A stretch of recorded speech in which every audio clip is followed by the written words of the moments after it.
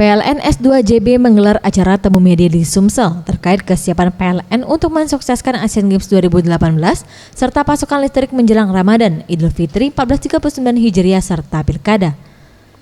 General Manager PLN Wilayah S2JB Daryono menjelaskan, saat ini kemampuan pembangkit listrik Sumsel sebesar 1.248 MW dan beban puncak tertinggi sebesar 673 MW. Untuk bulan Ramadan 1439 Hijriah serta Pilkada bulan Juni mendatang, beban puncak PLN S2JB di awal Ramadan nanti sebesar 3.159 MW dengan total kemampuan pembangkit listrik sebesar 3.411 MW.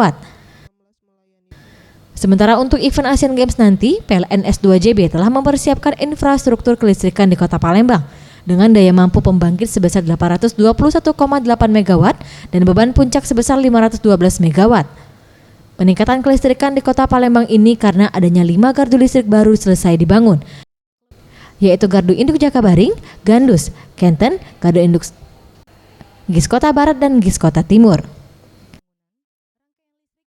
Persiapan bulan puasa, insya Allah dari secara sistem kelistrikan kita cukup aman.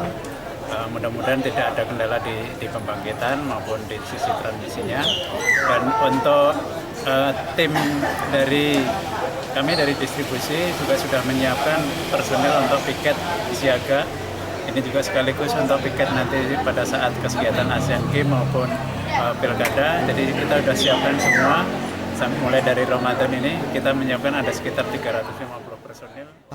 Selain itu juga PLN S2JB mendukung kelistrikan transportasi massal like rail transit, di mana dari 13 stasiun LRT, tinggal 2 stasiun LRT yang belum teraliri listrik secara penuh.